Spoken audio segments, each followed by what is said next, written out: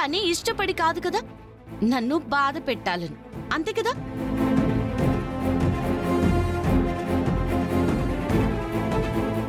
సరే, ఇప్పటికైనా ఛాన్స్ ఉందిలేండి. నేను తెచ్చిన డ్రెస్ బాలేదని పక్కన పెట్టేసి మీ అమ్మగారు తెచ్చిన డ్రెస్సే వేసుకోండి. నాకేం పర్వాలేదు, నేనేం అనుకోను.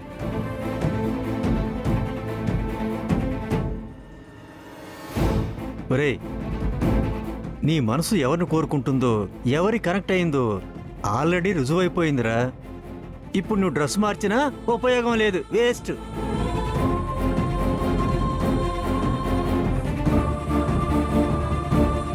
అత్తయ్య గారు, మా ఆయన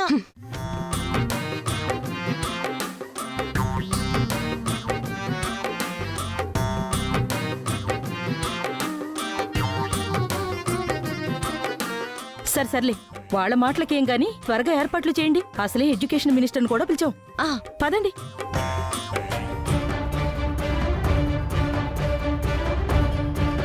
ఆయన్ని పిలిచి 2 డ్రెస్లు చూపిద్దాం. ఏ డ్రెస్ ఎవరు తెచ్చారో చెప్పొద్దు.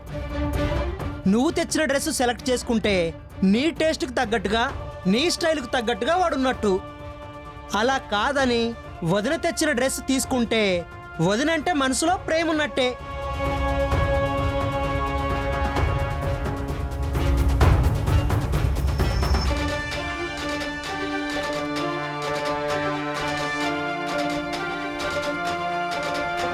ఇదైతే ఇంకా బాగుంటుంది అనిపిస్తుంది మమ్మీ.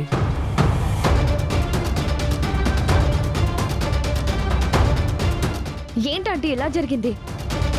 చరణ్ మీరు తెచ్చిన డ్రెస్ తీసుకుంటాడు అనుకున్నా, కానీ ఆ పల్లవి తెచ్చిన డ్రెస్ ని సెలెక్ట్ చేసుకున్నాడంటే.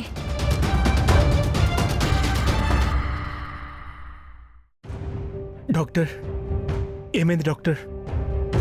కిడ్నీ డోనర్ ఎవరైనా దొరికారా?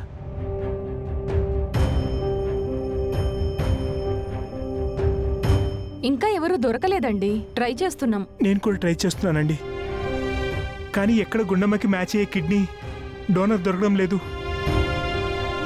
నా కిడ్నీ మ్యాచ్ అయి ఉంటే ఈ ప్రాబ్లం వచ్చేదే కాదు. డోంట్ వర్రీ ఆది, ఇప్పుడు బాధపడటం కాదు, ప్రయత్నం చేయండి. టైం చాలా తక్కువ ఉంది. అదే నాకు భయంగా ఉంది. ఏం చేయాలో నాకు అర్థం కావట్లేదు.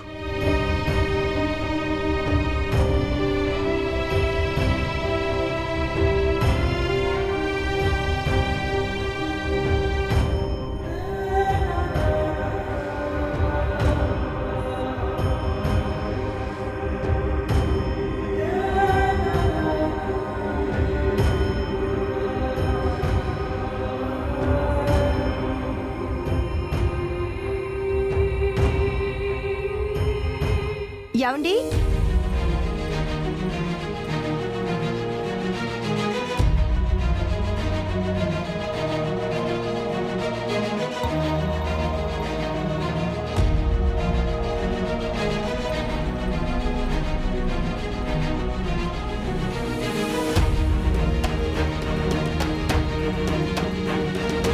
ఏంటి గుండు?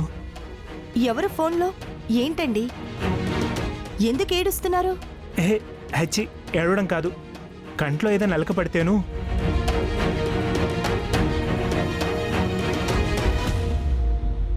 ఫోన్లో ఎవరితో మాట్లాడుతున్నారు? అది తెలిసిన వాళ్లే. మీరు అబద్ధం చెప్తున్నారు. నేను నీకు అబద్ధం చెప్పడం ఏంటి? మరి లేకపోతే అలా పక్కకెళ్ళి సైలెంట్గా సీక్రెట్గా ఏదో మాట్లాడినట్టు మాట్లాడాల్సిన అవసరం ఏంటి?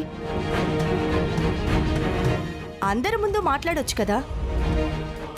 లేదులే గుండు, ఫ్రెండ్ అని చెప్తున్నాను కదా. లేదండి, మీరు ఈ మధ్య నా దగ్గర ఏదో దాస్తున్నారనిపిస్తోంది.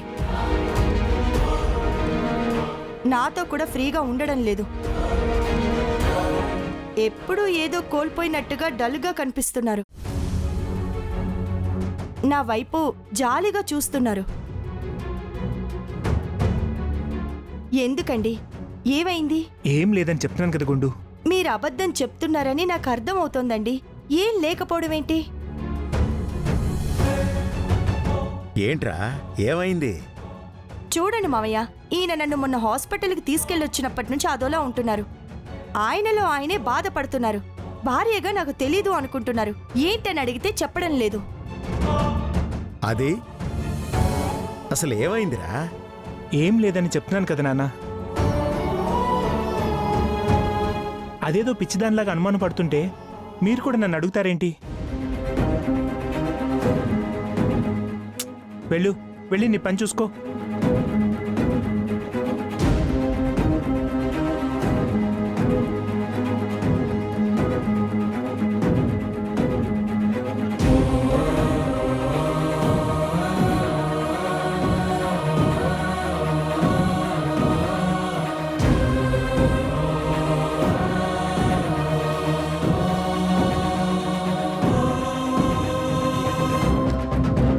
ఒరే ఆది, ఏంట్రా ఎప్పుడు లేని గుండమ్మ మీద కోపడుతున్నావు?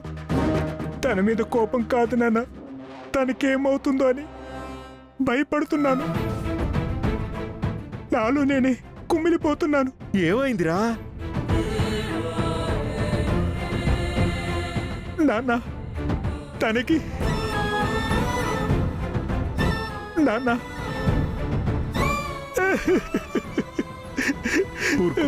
ఊరుకోరా.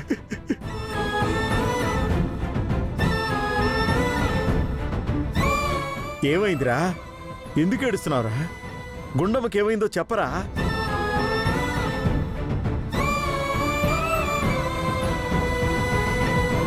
గుండమ్మకి చాలా పెద్ద ప్రాబ్లం వచ్చింది నాన్న. మొన్న హాస్పిటల్కి తీసుకెళ్తే తన 2 కిడ్నీలు పాడైపోయాయని చెప్పారు.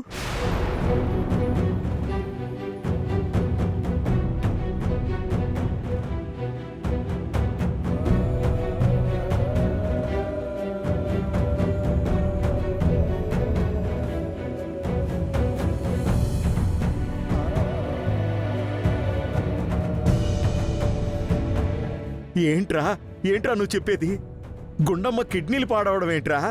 అవును నాన్న, అందుకే తన స్ట్రెస్ ఫీల్ అయితే స్పృహ తప్పిపోవడం, మాటికి ఆవేశపడడం ఇవన్నీ జరుగుతున్నాయని డాక్టర్ గారు చెప్పారు.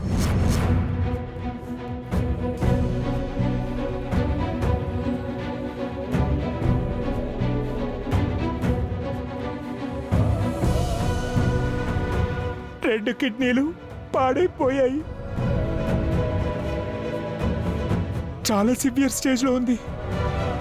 అర్జెంటుగా కిడ్నీ ట్రాన్స్ప్లాంటేషన్ చేయకపోతే తన్ని బ్రతికించలేమంటున్నారు నాన్న.